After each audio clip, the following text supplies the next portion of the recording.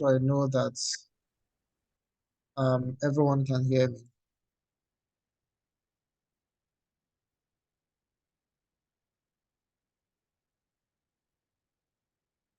All right. Thank you, thank you, thank you, thank you. All right, let's get started. I believe others will be joining in the course of the training or the onboarding. So let's just get started because of our time. We're a little short on time, so we're trying to get this wrapped up as soon as possible so that others can get engaged with other stuff. So I'll start by introducing myself. Since there are a few of us here, I think it would be nice we get to know one another. So we can just well, after I introduce myself, I'll pick on someone, you introduce yourself, tell us a little about yourself, and then you pick someone else, right? So my name is Adebukola Omotosho. I'm an educator with TCKZone, right? I've been an educator for about 10 years, particularly STEM educator. My job entails um, bringing digital skills, STEM education in particular, to students, right, or young adults, let me put it that way, um, which is all about equipping them with 21st century skills, skills that would help them, stay relevant in today's digital world. So I'm talking about skills like coding, talking about skills like physical computing, where they learn to work with electronics, build, come up with innovative ideas, innovative solutions, build robots, come up with different concepts using science and technology. We've looked at things like designs, 3D designs, additive manufacturing, to name a few, right? And for today, I will be your facilitator. Okay. I wanted to throw in a bit of my hobbies, but I don't know if everyone will be comfortable sharing all of that details. But let's just hear what's we all have to say.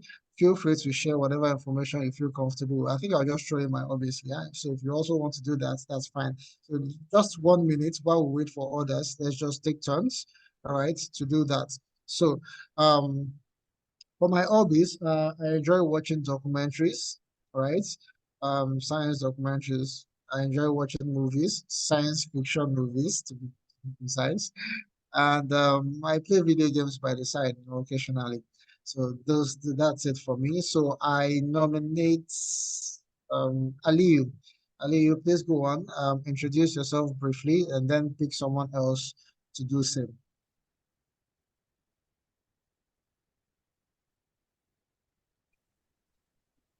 Good afternoon, everyone. Can you hear me, please?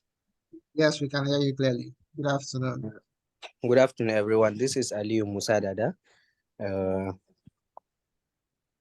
I'm a resident of Kaduna State. I'm a social media advocate. I'm into digital spaces. I'm the founder of Scroll Together Initiative and also the co-founder of the Kaduna Youth Coalition. I work with a lot of organizations here, most especially on digital rights, among other activities. I'm a part-time transcriber and translator. I'm a research director at the Kowloon Healthcare Support. And this is what I do. I have a first degree from Bauchi State University, and I'm currently serving with the National Youth Service Corps in Kano State. So this is the little I would have to say. And my hobbies are reading, and I like exploring the outdoors at my leisure. Thank you, everyone. All right, thank you very much, Ali. That's fantastic.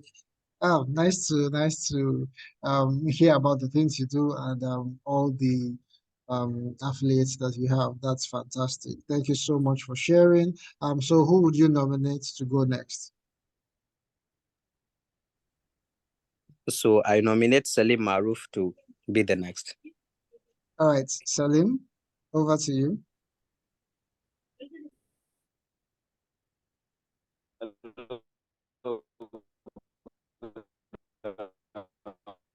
Salim, we can barely hear you.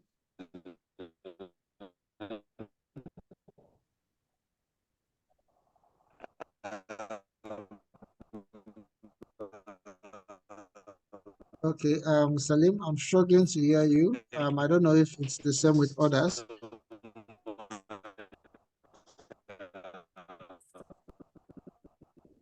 All right, Salim, if you can hear me, what you can do, just type your introduction in the chat box, then I'll read it out to others. Okay, um, over to you, Gbemisola. Please introduce yourself. Tell us a little bit about yourself. Salim, if you can hear me, just type in your introduction in the chat box and I'll read it out to everyone else because I'm struggling to hear you here.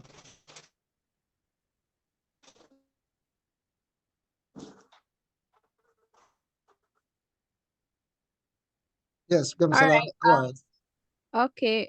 Good afternoon, everyone. My name is Bimsola Olabi. I'm a product designer. Yeah, and I'm also a volunteer in TCK. Yeah, All right, basically, yeah. fantastic. Would you like to share your hobbies? Okay. I'll say my hobby is to create content. That's what I do. Like when I'm less busy or when I don't have any other things to do. All right, fantastic. Thank you for sharing, Gbemisola. All right, over to you, Ojo Esther. Right, and then we can get into today's session. Right, a quick introduction. Good afternoon, everyone. My name is Esther Ocho, and I'm a volunteer at TCKZone. My hobbies are engaging in meaningful conversations with people and watching YouTube videos. Oh, Thank fantastic. you. Nice. Do you watch any particular genre or just any video? I watch vlogs. I watch sit-down conversations that some can tag as, let's say, video podcasts, basically. Okay. All right, fantastic. Thank you very much, Thank you. Esther. Thank you everyone for sharing. Much appreciated. At least we are no longer strangers. We know one or two things about one another. That's great. All right, so today's session is majorly an onboarding session. What we want to do is we want to get you to understand, in what capacity you will be functioning as volunteers for TCK Zone. Okay, so what I'll be doing basically is just walking you through everything you need to know as to the role that you would be playing. Hopefully others will join, but this is a recorded session, so you should be able to access the information later on. All right, so very quickly, I'm going to share my screen. I'll walk you through a series of guidelines. All right. First off is the volunteers guideline that basically just outlines everything you need to know about being a volunteer. And then we'll quickly take a look at the teacher's guide that walks you through basic classroom management. And then we'll look at making a digital champion. So because of our time, let me just dive right into it. Welcome back, Salim. It's good to have you back. So we'll just dive right in. If you're okay, I think I can hear you a bit better now. So I just want to introduce myself briefly. Okay. Sorry for I've been having issues with the network. So my name is Salim. I'm from Kaduna State. So I'm a STEM advocate, right? SDG advocate. By the way, I was a global school mentor, where I've actually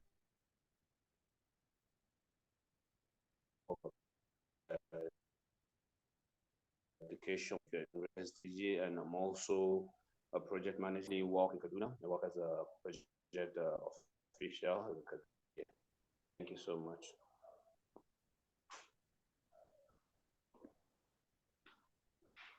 Okay, all right. Thank you so much, Salim.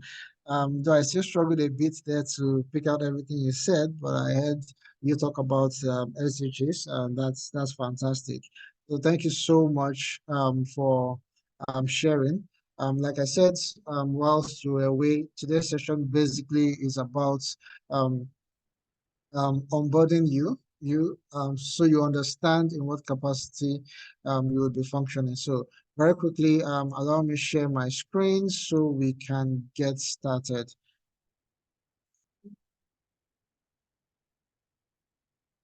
All right, can we all see my screen?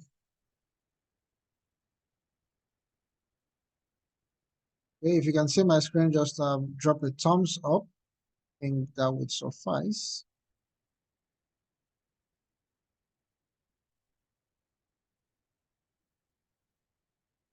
All righty. So very quickly, I will start by introducing TCKZone, who we are, what we do. So TCKZone basically stands for the Creative Kids Zone, right? And this is a registered not-for-profit organization on a mission to provide free digital training or technological training to African children. Right now, our goal is to empower these young minds with relevant technological skill sets that we believe they need to thrive in today's digital world. If we look around us, we see that everything we do is dependent on technology. You need to be tech savvy to be able to, even get around and get by in doing some basic tasks. And we have come to see that even though we have a good number of people that are exposed and we have a good number of people that are tech savvy. If we look at our educational system, we've come to realize that there are certain students that are underserved, right?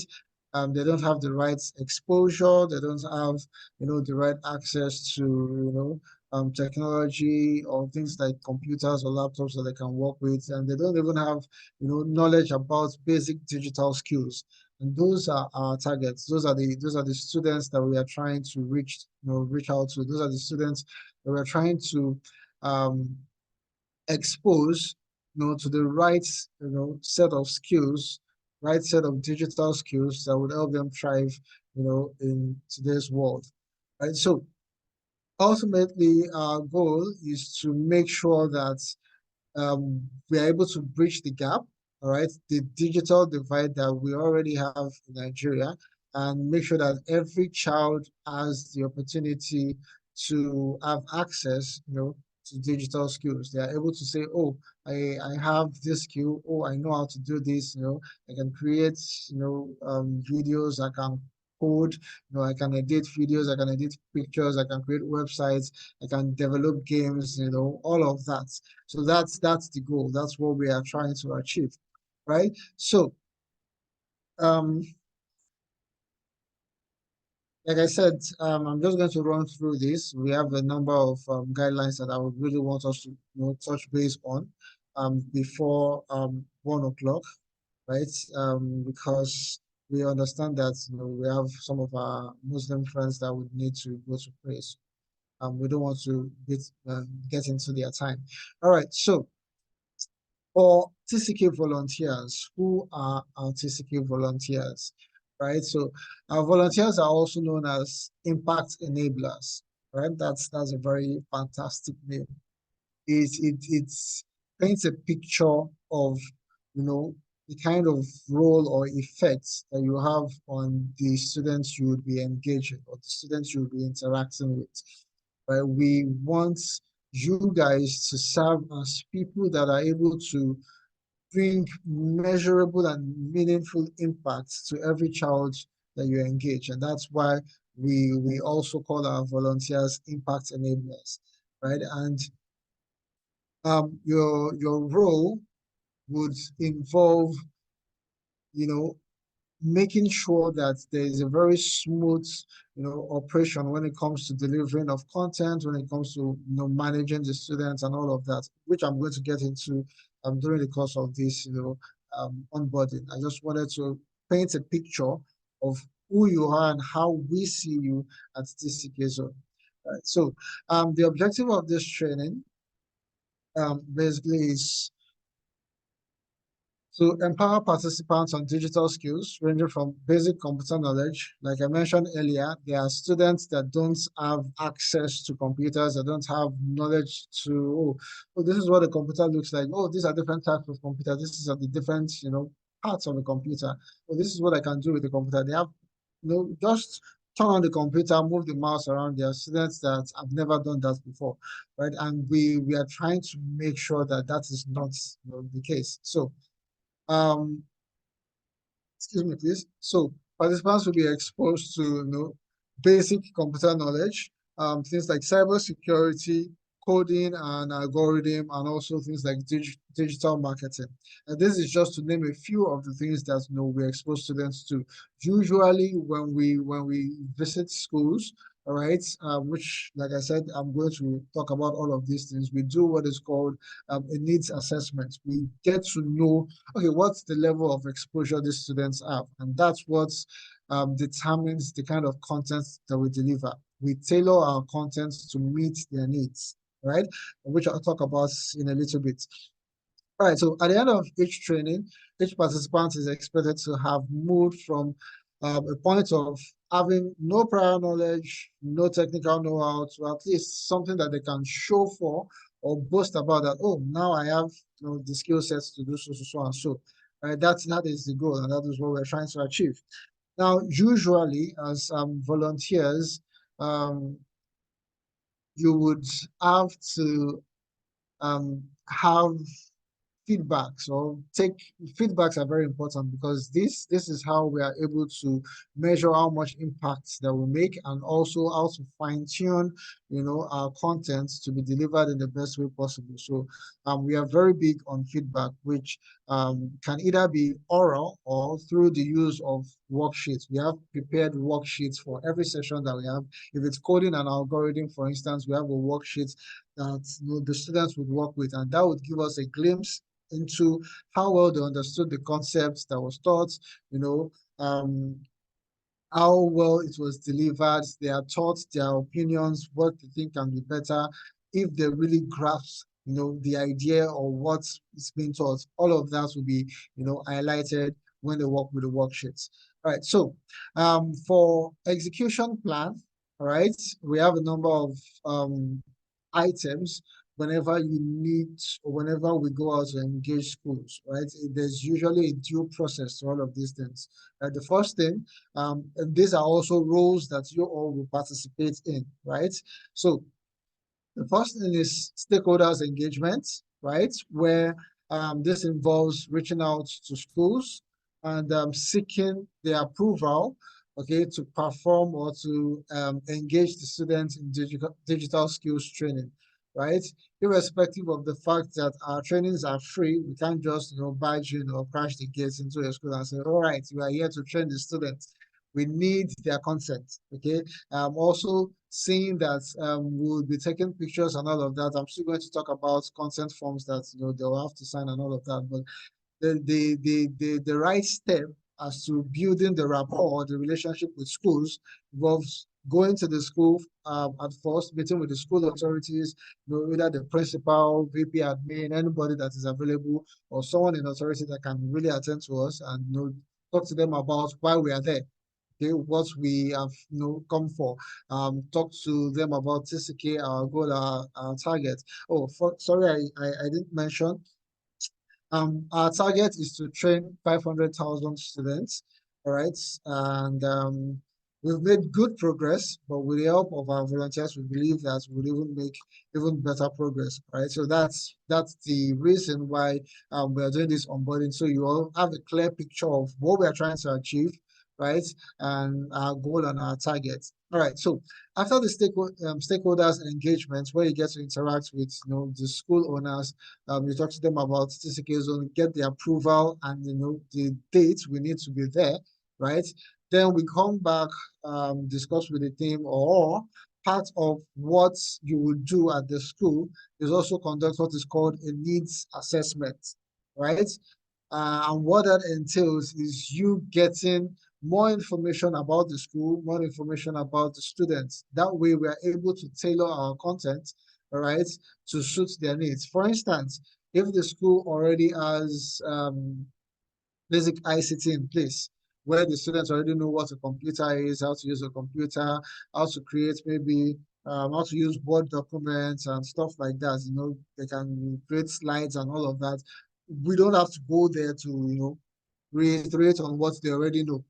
Instead, we can, okay, they already have that, but they don't know how to code. Then we can go back there and say, okay, we'll take you guys on coding and algorithms, or coding or embedded systems, or digital marketing or cybersecurity, but not what they already know, not what they already have, right? So part of the needs assessment is one, of course, you should already know the names of the schools you're going to with a little bit of research, but just to be sure, because sometimes in terms of um, spellings and also just to avoid mix-up, we have a documentation system in place and it has to be precise. So make sure that we have the proper name of the school well documented. The address also should be well documented. We would also like to know the number of students. That way we are able to plan ahead. Okay, if we have about 100 students in that school, okay, how do we go about engaging all 100 students? Okay, all of that information is crucial. So the needs assessment just gives you an idea of the things that you need to ask when you visit the school, right? So other things include the number of classrooms available. If they have a hall, these are information that we would like to know. So the events where we might like to have a number of classes merged into the order so that we can just engage them all at once. For instance, maybe the senior secondary from SS1 to 3 can just be in a hall instead of having to go to their class one after the other. So that way we're able to engage all of them in record time. Also bearing in mind that we visit schools during school hours and they all have their own engagements, their own curriculum to work with. So we don't want to bite too much into their time, but we want to make as much impact as possible. So all this information boils into how well we are able to plan for all our engagements. All right. So the students' level of exposure, which I already mentioned, just how much they know, how much exposure they already have when it comes to digital skills, and that would inform on how we are going to engage them.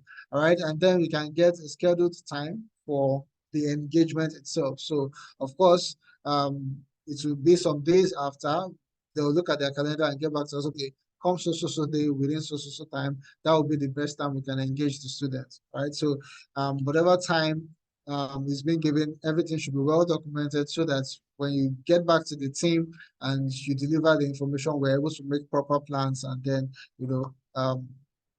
give a feedback. All right. Also, we shouldn't forget to ask for, the resources available to the school, right? Do they have an ICT lab? Do they have projectors that we can work with? Do they have computers, smart boards, things like that? We just want to, have a general idea of who they are and how well we're able to engage them. All right. So far, do we have any question? Any question before I continue? All right, if you are with me, please drop a yes in the chat box, right? If you are with me, please drop a yes in the chat box.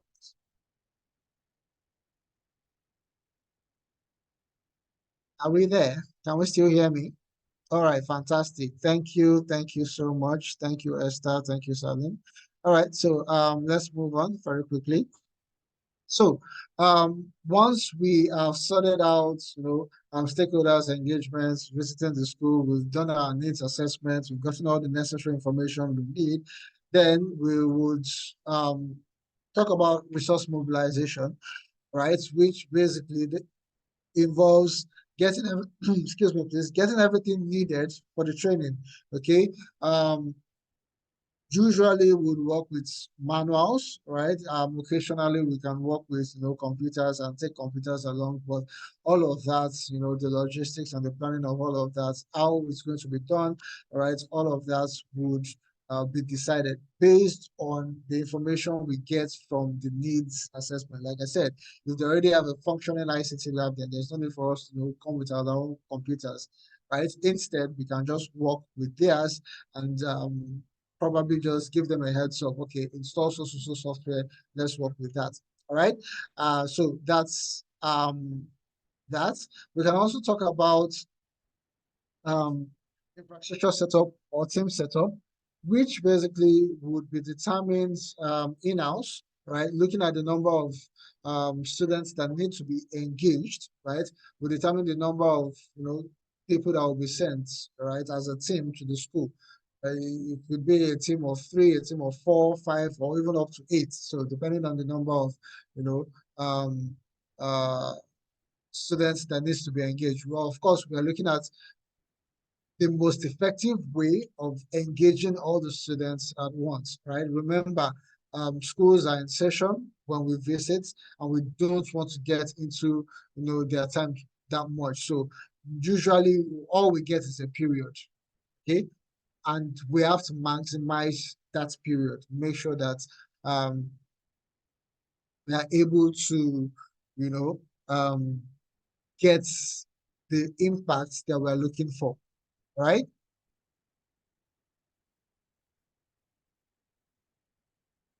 All right, so very quickly, very quickly, very quickly.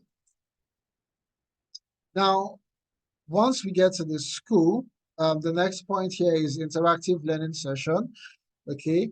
And this is more about how we engage students. There's a different guideline for that, or a different guide for that I'm going to walk us through just once I'm done with this. Right, it gives you an overview as to how you engage students based on one the resources you have, and the kind of students that you have in your classroom. Right, so we'll talk about that in the next one.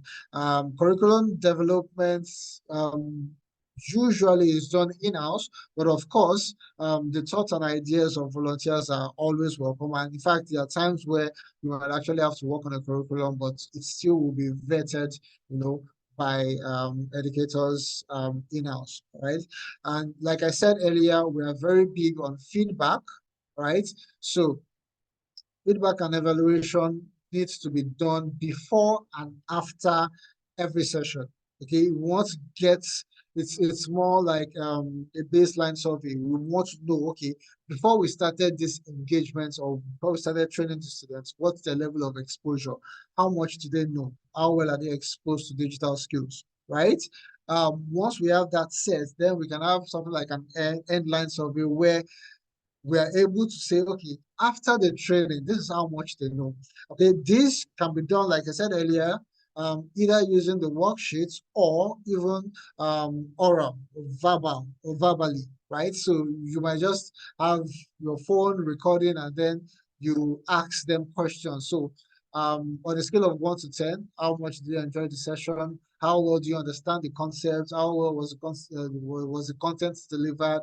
Let the kids express themselves, let them share their honest opinion, okay, what they think about it, just capture that moment, okay, because all of that, helps in improving our services, right? So at this point, I would need one or two of us to just give me a brief recap of all I've talked about so far. Just one or two things that you've really held on to. Just give me a quick recap of what I've talked about so far. So, anybody who wants to give us a quick recap? Should I call someone? Hello, good afternoon. Can you hear All me right, now? good afternoon. Thank you, Salim. Well, literally, from what I've been able to understood from this program is the fact that Sorry, please, can you um, speak up a bit? I'm struggling to hear you, please. can you hear me now? Can you hear me now? Okay, it's better. Yeah. So what I was saying is, from the onboarding process, which is the training process, I was able to understand that each volunteers actually have a lot of things to do. You actually thought about, you told us how what we need to do first in regards to stakeholders engagement. You let us know that it's very, very important to actually have a needs assessment before you embark on any projects, right? So when you do the need assessment, it's easier for you to able to understand the gap within that system, right? It's also very important. You don't actually teach students that actually been taught on certain programs, something they actually already have the skills of. So also went on telling us in regards to the resource mobilizations, right? Where you need to also know that most of it might actually be manual, but in some cases it might be digital, right? So in every project you need to also get a feedbacks. Feedbacks are very, very important in project because it actually enables you to know if what you've done so far is actually good or not. So it's very, very important we understand that these students will be taught on STEM programs, so getting feedbacks from them in regards to what you've been taught or they've been taught, it's very important. That's evaluating the performance of what you've done so far. Thank you so much. All right, thank you so much, Salim. Oh, that was wonderful. Yeah, thank you so much. All right, yeah, that's fantastic. So, you've actually I've talked about pretty much everything I've talked about, and I'm very, very pleased to hear that. Shows that we are all following. Thank you so, so much. All right. So, very quickly, I'm just going to run us through a few more points here, and then I'll talk about the teacher's guide, and we'll round it up with, taking a session on how to become a digital champion. All right. So, all right. So,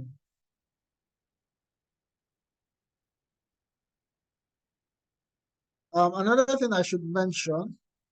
Minimize this.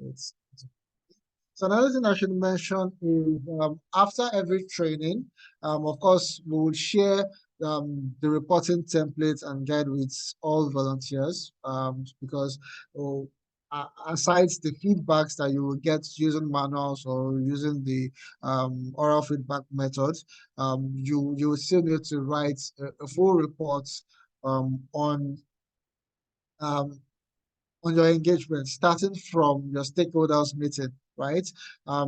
When you visited the school, your interaction with the principal, we want, a detailed report of, how that engagement, went, and also everything that was discussed, how you went about, your needs assessments, resource mobilization, and everything in between, right? So a full report like that, is always required after every training. A template will be shared with you, and of course, all these resources I'm sharing on the screen right now would also be put together in what we are calling a starter kit for volunteers. Would also have other contents there that would also, include in that folder, so you can have this to always go through. You would have the reporting template and other things that we believe are necessary. Okay, like I said, this is majorly an onboarding session. We would have other trainings that would involve um, more technical training, yeah, because when you go to schools, not everybody, not all volunteers are exposed to, to the technical stuff that, we would be introducing to the students. So we want everyone to be on the same page, such that all volunteers, even if you are not facilitating, right, you should be able to assist whoever is facilitating. For instance, if you are taking, let's say the facilitator is taking 6 picto blocks, for instance, right, and you're trying to create a game out of, picto blocks, right? If while the facilitator is busy, conducting the session and all of that, and we have one or two students that are stuck, oh, sir, how do I get, the sprites out? Where do I click on? Every volunteer should be able to walk the students through those, challenges. You should be able to, oh, this is where you do, this is where you go to, this is where you click, this is how you drag and drop, this is how you, do all of that. So that technical know-how is very, very important. We need all our volunteers to be able to, assist during sessions, and even sometimes take sessions, right? Of course, we understand this is not going to be instant, right? It's going to be a gradual process. We make sure that you have all the necessary trainings, right? And you are ready before we put you out there. Okay, so this is just an onboarding session. All right. Like I said, we would have subsequent trainings that would involve more technical topics, and also would even have self-paced, videos that we will share with everyone so that, right, you are able to follow along and then um learn and train on your own so that you're ready for every session or any session that you go for, right? So team setup, usually we would have a facilitator or the actual educator. If you are a team of three or a team of four, these are just different roles that each person can play. And of course, these roles can switch. Okay, so it's not mandatory that one person has to take the entire session, right? So somebody can start by introducing TCKZone and doing other things, and then the next person talks about the technical aspect. The next person goes on to handle the activities section. So, it's usually up to the discretion of the team lead, right? But just to make you aware of the roles that that needs to be played on that day or during your sessions. That's why we have this team setup section. So we'll have the facilitator and we'll have the media person. In this case here, is placed as photographer, but we have the media person that will take pictures and videos, which are very crucial and very important, all right? And then we'll have someone that will be in charge of personnel registration, which basically entails making sure that all students are well documented. There's an attendance sheet that needs to go around, and all students should fill in their names and other details that is required. All right. Now, part of the training kits will include manuals. Usually, we have testimonials and media consent. This is very important before any training because we need to be able to use, the pictures and the videos that will be taken. So we need to get consent from the school. So we already have, you know, consent forms and testimonials that have been printed out that every educator would usually go to schools with. So ensure that school management signs off and stamp before you engage the students. All right, this is very important because we need to be able to make use of the content that we make during those sessions. All right, so things that every volunteer will be going with: manuals, testimonials, and media consent forms, beeps, all right, that you just put over whatever you're wearing to easily identify you as a TCK staff or volunteer, and then we'll have worksheets, okay, to work with. All right, I'm just seeing your chats, Aliyu. Yes, I'll share the presentation slides with you, and also every other resources like I mentioned. This is just for this session. Okay, so quick classroom management guide, right? Um, this is just to help us understand, what we should do when we're in the classroom and, how we should go about, conducting our business, right? So first things first, the registration sheet should be passed across before the training starts to ensure that all students, register and are well documented, right? Now, the training should usually begin by introducing TCKZone, right? Let the students know, who you are. Of course, start by introducing yourself. I'm so and so. My name is Adebukola Motosho. I'm with TCKZone. That's the Creative Kids Zone. And what we do is, help them understand who we are and why we have come, the reason or the purpose for our visit. Okay, so the training should begin by introduction of TCKZone, and then you can move on to the topic that you wish to discuss with them. If there are people that are a bit tech savvy, we can talk about things like cybersecurity, staying safe online. We can talk about coding an algorithm, if they're a bit more advanced, we can look at, say, embedded systems or maybe physical computing, using Arduinos and stuff like that. All right. So whilst the training is going on, photographs must be, taken, videos, try as much as possible to capture those interesting moments. Yeah. When a student is asking a question, when a student is answering a question, whilst they are working on their project, when they're able to figure out a puzzle and they're all excited and, jumping and clapping, yay, I did it, right? Moments like that, right? Those are the really catchy moments that we would really like to have, as part of our documentation. So try as much as possible to make sure that all of those moments are captured.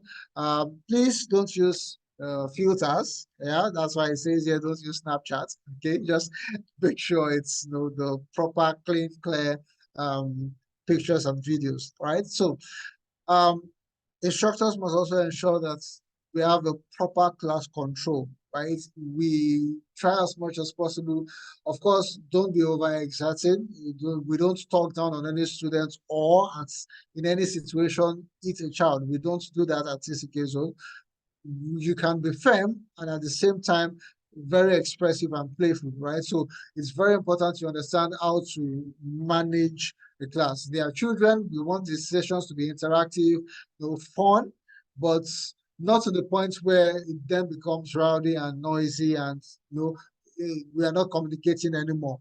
All right, so instructors have to make sure that they have proper control, during every session, right? Make jokes, show contents, that can make them laugh and learn at the same time.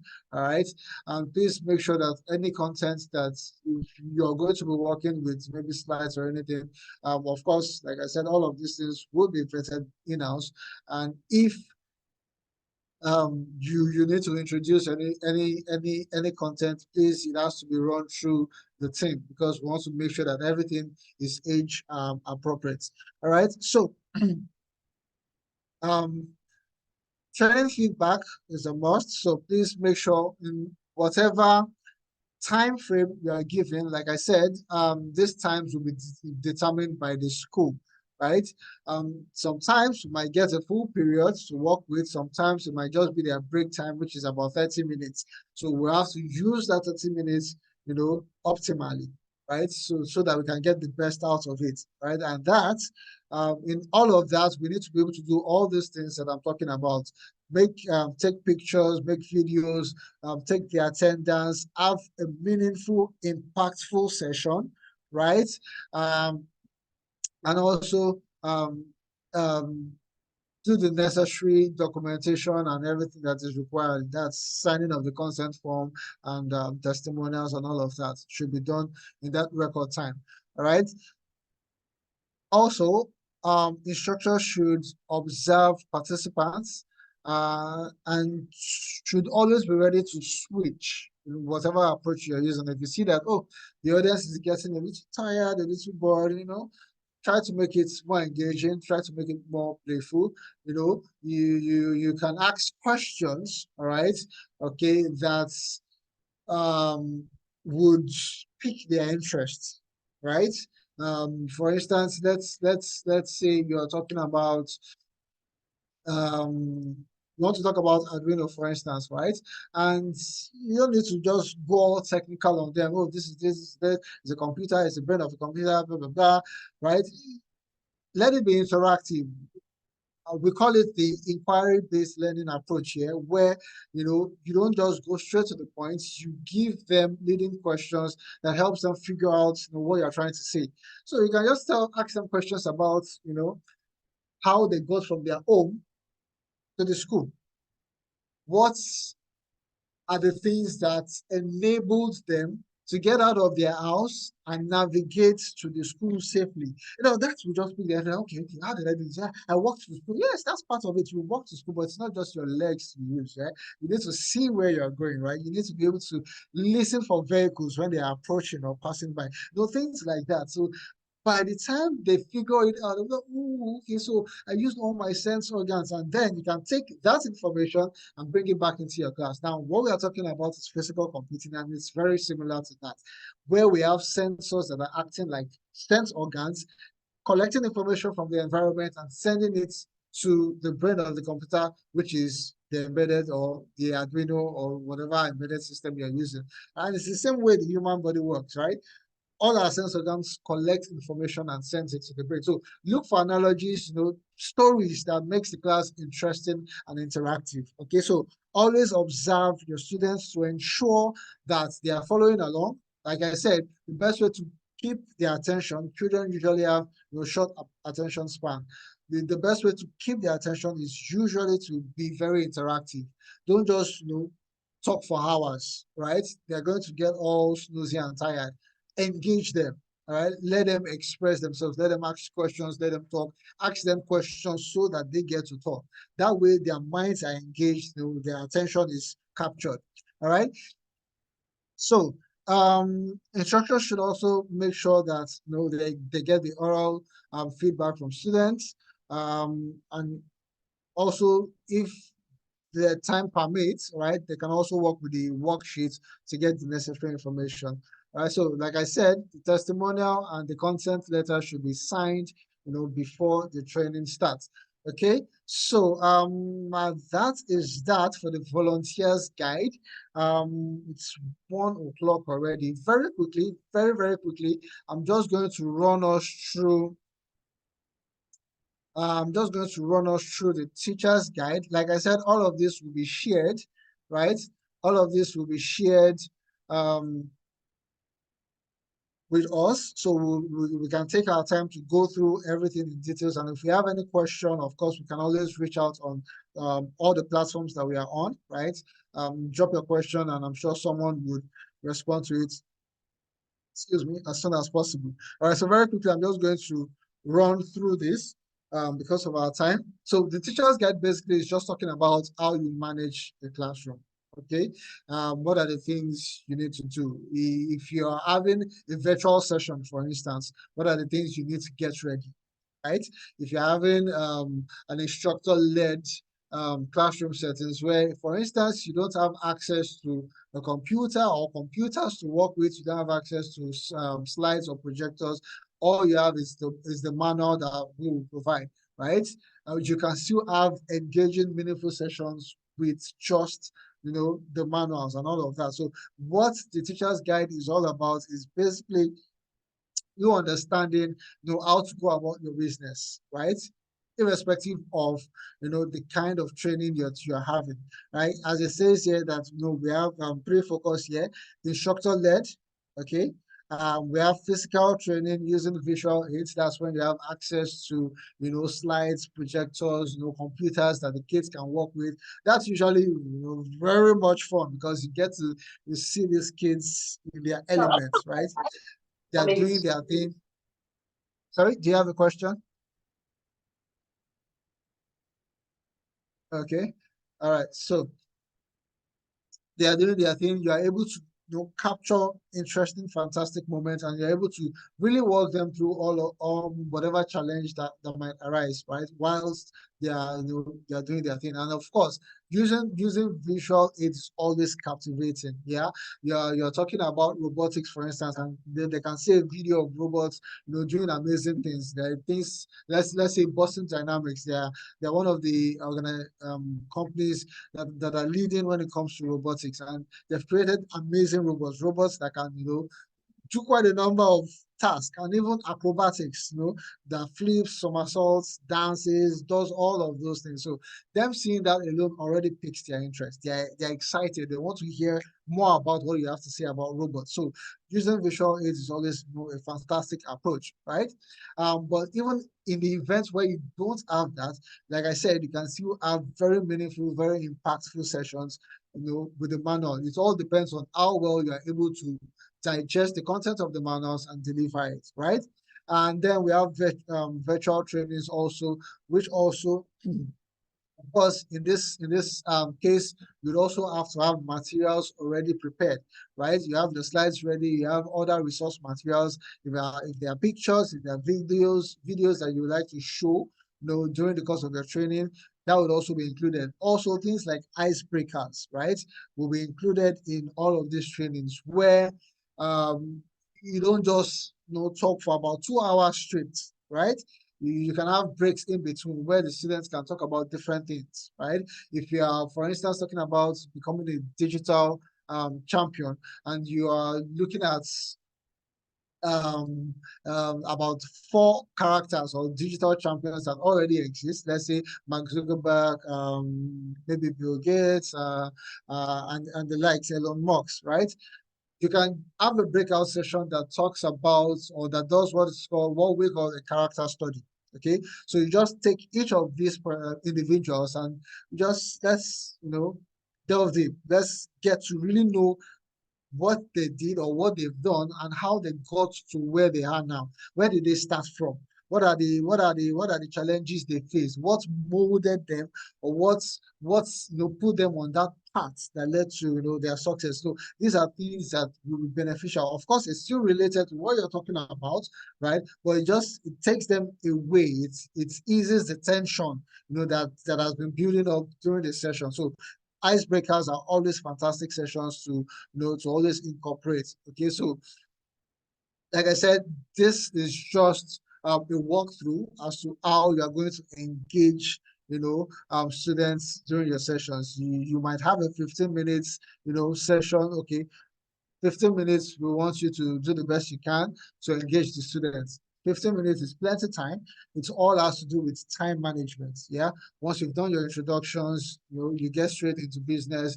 You talk about what you've come to train the students on, dive straight into it, this, and this, ask questions, be very, very interactive, very important, yeah.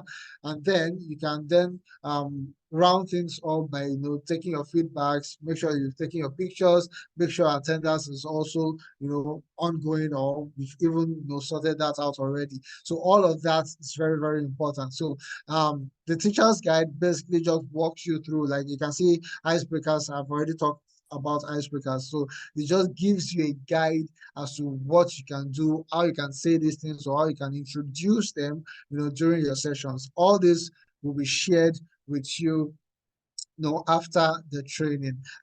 Very quickly, lastly, because of our time, I'm just going to show us one more slide, just to give us like a test run of what it's like.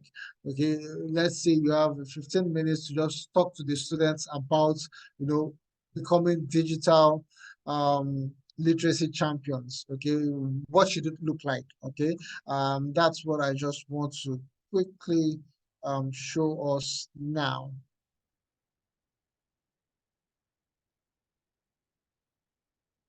All right, can everyone see my screen?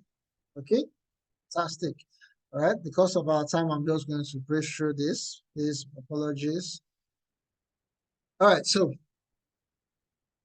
you start by introducing yourself. The topic is just the making of digital literacy champions. All right, you can start by introducing yourself. Let's say you have just 15 minutes to engage the kids and just talk to them about digital literacy. They have no idea, right? And then you start by introducing yourself. Welcome everyone to this session. My name is so and so. All right, I'm from the Creative Kids Zone. I'll be facilitating this session on digital skills. Right, that already summarizes your introduction. You can talk a little bit about TCKZone, and then you move on to the overview. All right. In today's digital world, being digitally literate is no longer just a skill, it's a necessity. All right. Digital literacy encompasses the ability to use technology effectively, critically evaluate information, and navigate the digital world with confidence. All right, and then just go on. Let's delve deep into this. Let's understand what it really means to be a digital literacy champion. Right. Of course, starts with the question. Remember what I said about inquiry-based learning? Okay, you would not just divulge all the information.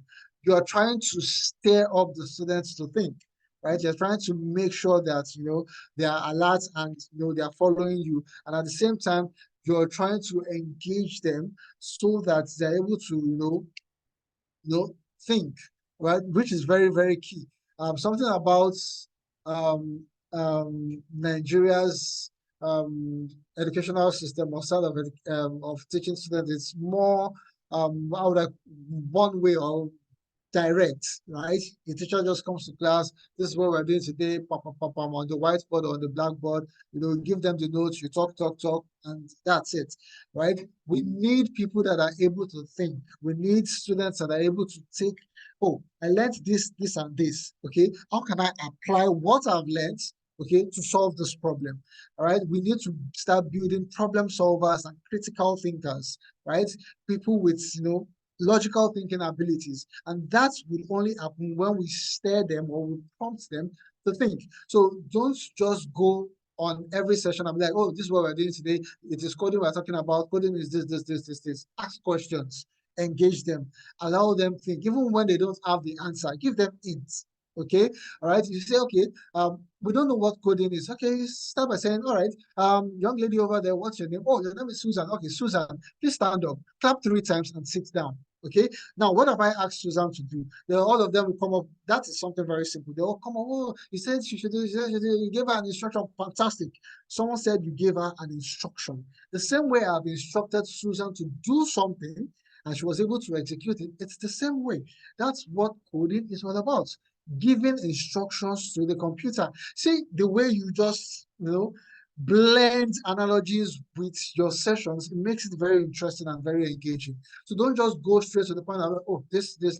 Always make sure that your sessions are interactive. So here on the slide, it says, what is digital literacy? And you can see we are saying, ask the audience and explore their understanding before sharing your own answer. All right. And that's what we refer to as the inquiry-based learning. Let them inquire. All right. And then we can go on to give the definition of digital literacy as it is on the slide. Digital literacy refers to the ability to find, evaluate, use, and create digital information effectively, ethically, and responsibly. All right, and just talk about all of those things. Okay, then you can move on to things like the importance of digital literacy. It empowers individuals to access, evaluate information critically. All of these bullet points, you can have short stories or analogies that can go with them. Remember, students, a lot of the times, for them to just absorb information and hold on to it is usually difficult. But when you relate that information with something that they can easily remember, right? It's very simple. For instance, in my class, if I'm teaching the concept variables, right? What I would usually just ask the students, I would just start by, does anybody here cook? Some will raise their hands, some won't. Even if you don't cook, you know your way to the kitchen, right? If I say, get me salt, you know exactly where to go to. You know exactly which container to grab that old salt. You don't grab the container that holds sugar, even though they are both white and they look alike, right? Now, having analogies like that, where they understand that, oh, a variable is just like a container that holds different types of, exactly. The container that holds salt, I can empty the container, clean out the salt and put something else inside. It can hold different types of, material. It's the same thing. Variables just work like that. They are like containers that can hold different types of data. And they might not remember the definition of variable if you give them a textbook definition, but they always remember the analogy of the kitchen. Okay, it's a container, something about salt, and every time they need to use a variable in their code, they will remember that analogy. So always try to interact or attach some sort of story or analogy to your sessions. That way, it makes it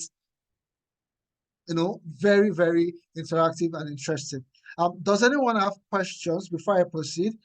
Feedback, questions before I proceed? Like I said, because of our time, I'm just speeding through this, but I don't want to lose us at any point, okay? Please, if you have any question, if you have any feedback, now will be a great time before I continue.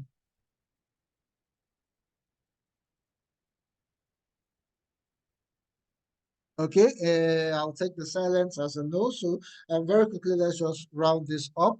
All right, so you go through the points of the importance of digital literacy, okay? And then you can talk about the tools and the technology students should be familiar with, okay? We have the productivity tools like Microsoft Office Suite, Google Workspace, and project management platforms. We have communication tools such as emails.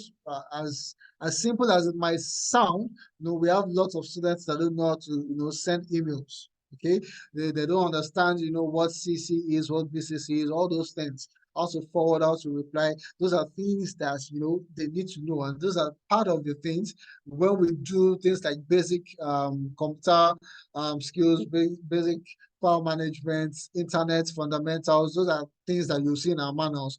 We have covered all of these things, right? So those are things that when you go through the manuals, you are able to digest. You're able to come up with your own, concepts, with your own plan as to how to engage the students. You think about analogies. Of course, it's very important to prepare before every session. So you think about analogies and stories that you can use, okay, to deliver this content in the best way possible. All right. So help them understand that they need to have a good grasp on communication tools, things like messaging app, video conferencing tools, and social media platform. Right. Research tools like search engines should be also part of it. Content creation tools like graphics design. If they want to go really, really advanced, maybe things like Adobe Illustrator, Photoshop, or a simpler version of all of that would be Canva, which they can pick up, and within days, they're good to go. Video editing tools, blogging platforms, and so on. Cyber security tools are also part of these things. All right. So you run them through the importance of this. We can talk about excuse me, please. We'll have examples of digital skills champions. Remember earlier when I talked about the icebreaker session? So you can have something like that. If this were to be an actual session that you're holding, right? We have these individuals that have been named.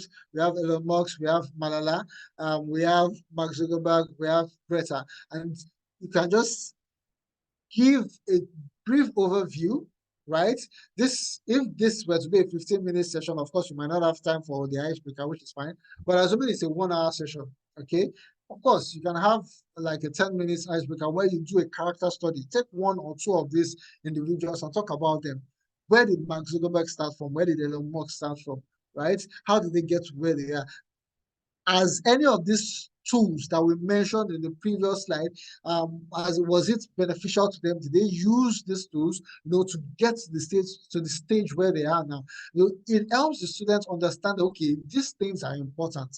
It's because if you just come and say, oh, you need to know this, you need to know this, but when you're able to liken it to that, you see that Facebook that you guys are so glued to, or WhatsApp that you're so glued to, that you're always using, it wouldn't have been possible if Mark Zuckerberg was not able to collaborate with his team using the help of, maybe communication tools like emails and, video conferencing and all of that, right? So when they see that picture, it's easier for them to digest the information and see the importance of, why they are, being taught this thing. So all of your presentations should be intertwined. Let me put it that way.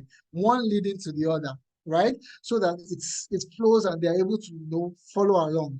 All right. So you can also talk about the attributes of becoming a digital champion. All right. Curiosity, very important. You need to constantly seek knowledge, always wanting to know, always wanting to learn. Adaptability is also part of it. Technology is always changing, right? You need to be able to learn and evolve and adapt to it, right? So critical thinking, remember what I said about, asking leading questions that piques the interest and stirs up the ability for our students to think. Because I have experienced this a lot in my years of facilitating, where I see that, students find it difficult to just bring their thoughts together. They know these things. Ask them questions. They'll give it back to you. But you say, okay, fine. Now that you know this, how can I take this information or this knowledge that you have and use it to solve this problem? And they just go silent. So we need, our students to have this critical thinking ability where they can take information, analyze that information, and use it to, to solve a real world problem. All right. So creativity is also an attribute of being a digital skills champion, right? And collaboration. But nowadays, it's hard for you to work on a project all by yourself. Not that it's impossible, but for effectiveness, all right, and for the best results, usually it's best to work as a team. Right? More than one point of view is always better than just I'm doing this all by myself. Get different people's opinions, different people's thoughts, collaborate, share ideas, pick each other's brain and get the best results out there. All right. So this is just an example of what your slides will look like. I'm not really doing justice to this now because of my time and because of the fact that I'm trying to explain to us how we would deliver this content. Yeah.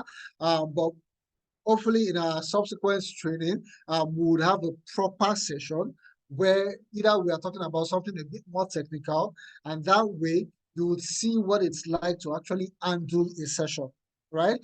So part of the things that you can do, just to for your sessions to be engaging, still on this topic of becoming a digital champion, could be something like, let's have a digital skills champions pledge, right? And you have all the students stand up and say, I, and followed by their name. I, Adebukola Omotosho, pledge to be a digital skill champion. I will embrace technology in my thinking and my doing. I will make positive use of my digital skills to solve problems and make life better. I will be more with tech. I will do more with tech, and I will have more with tech. So help me God. I said that of them like, oh yes, I'm feeling all hyped and pumped up right now. Just something to lighten the mood and also kind of reinforce it in their minds that look, there's more. You can be more with tech. You can do more with tech. You can solve real world problems, right? And truth be told, a lot of students, if you ask them now, why are you going to school? So that I can make money, right?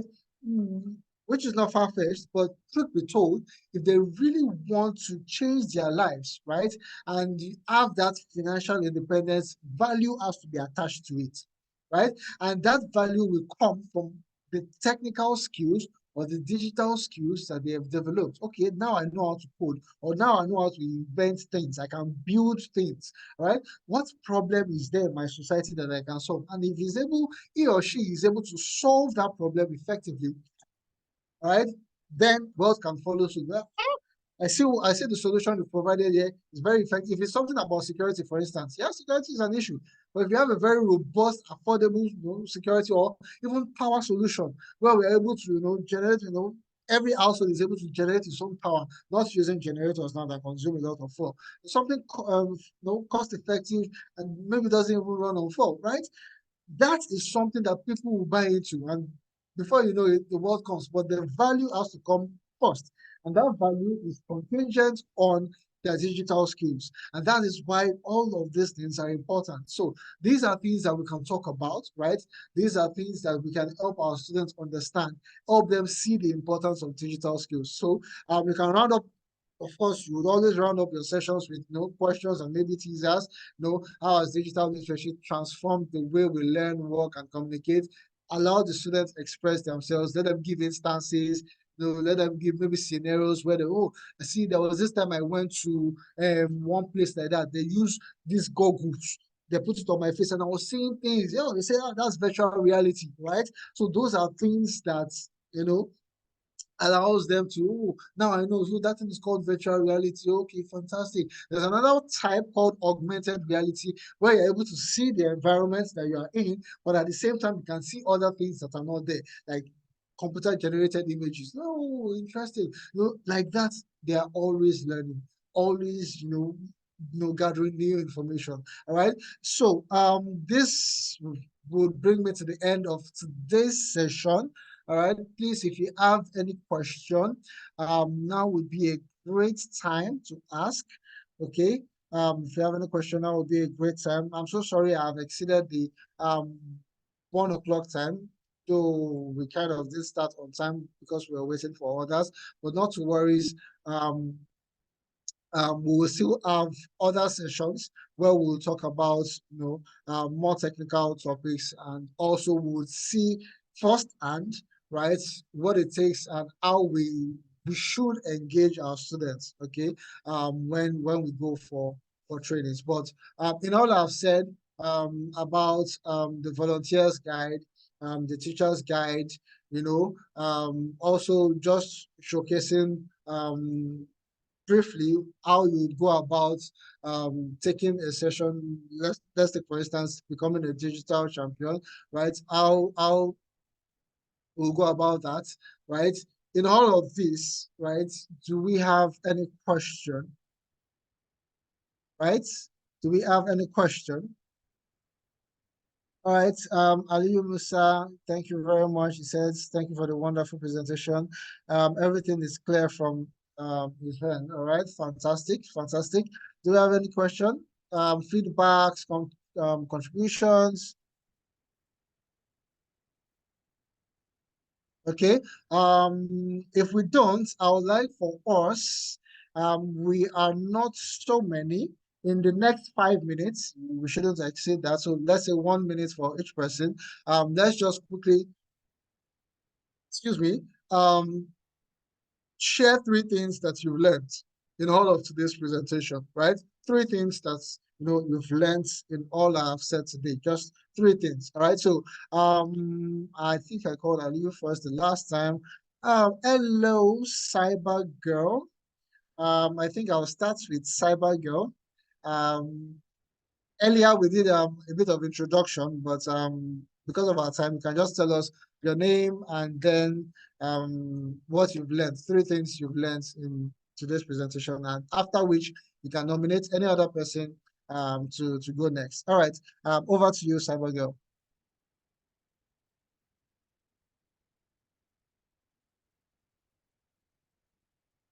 Are you there? Can you hear me? All right, while we wait for Cyber Girl, Esther, could you please go on to share 3 things that you've learned in today's session?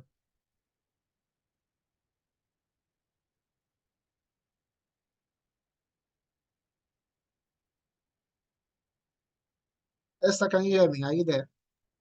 Yeah, I can hear. I'm sorry, I was trying to All right. unmute. Okay, fantastic. Yeah, just very quickly, 3 things you've learned before we round Okay, up and call first it to a day. be to engage the students, share example and be relatable as much as possible. 2 is taking feedback just to get their opinion on how the training went. And 3 is seeing ourselves as impact enablers, because these people do not have access to these things, or they do not necessarily have access to the proper exposure to technology and digital skills. So it's a privilege to have to take these things to them and empower the next generation. Yeah, All I right, think that's fantastic. Thank you. everything. All right, thank you very much, Esther. That was very on point. That was nice. Thank you so much. Please nominate someone to go next. I would nominate Demisola Olabi. I just knew it. Over to you, Gbemisola.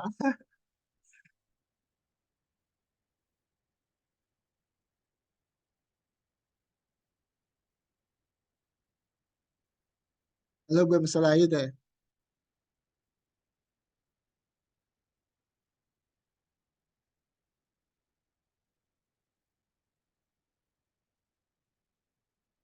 All right, while we wait for Gbemisola, can we have Salim? Can you go next? Just tell us 3 things you've learned today, and then you can nominate someone to go next.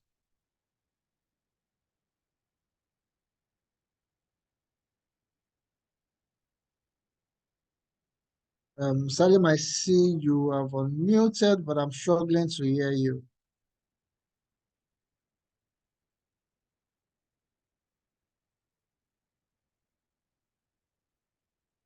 I'm still struggling to hear you. I think okay, Salim already left. All right, over to you, Aliyu. Just 3 things you've learned, and then we can give Cyber Girl and Bimsola another try. Let's see. Good afternoon. Can you all hear me? Yes, I can hear you, Salim. I'm sorry, Ali, I can hear you. Salim, I'm Okay. still struggling to hear you. I think you can just drop your points in the chat. That way I can read them out for everyone to hear. It's really, really breaking. All right, over to you, Ali. Okay. quickly, the three things I have learned from today's presentation is: one, I learned of the works expected of the volunteers and the teachers. Secondly, I learned of the importance of politeness in running this training with the kids in school. And lastly, I learned about the tactics of the training. How can one will smoothly and successfully run this training, having a good session and interaction of being polite to the teachers and the students who will be taken through with the training. Thank you. All right, fantastic. Thank you so much, Aliyu. That was very, very on point. Thank you so much. Welcome back, Bimsola. Would you like to go next?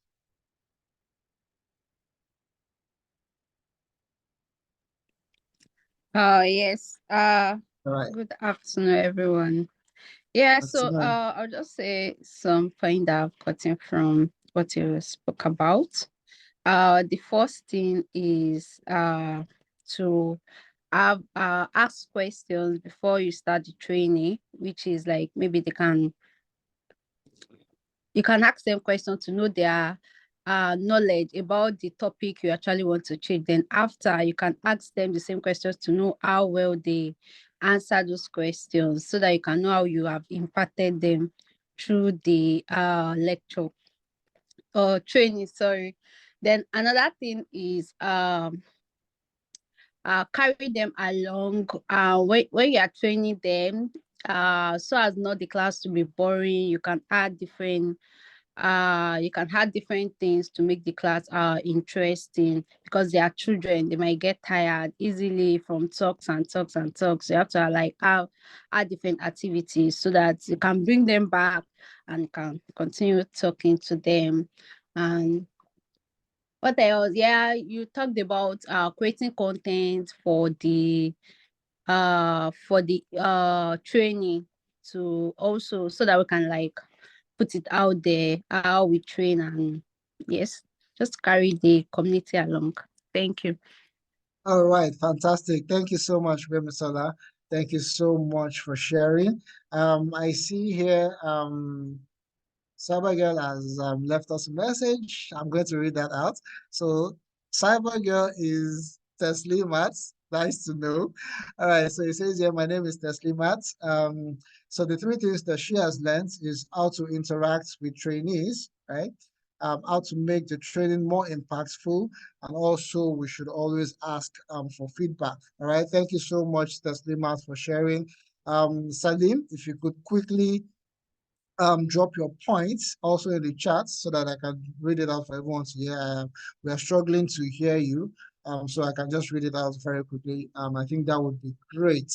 All right, so like I said, first of all, I'd like to thank everyone for making out time. We know that we all are very, very busy and we have quite a lot to do. But we really appreciate you making out time to be here today, to be on this session. We would have subsequent trainings, right? And after this training, we would put together all the necessary resources. The files I shared also included, with additional resources that would form a starter kit, right, for volunteers. So you have all the information you need: the volunteers guide, teaching guide, right? Examples of contents that we already have, self-paced materials that you can go through, just to get yourself ready, and another materials like that. Okay. Okay, so I have a message from Salim. All right, so great communication skill, right? Presentation skills and engagement approach are essential for the program to be successful. Thank you very much, Salim, for sharing. That's very wonderful. I really enjoyed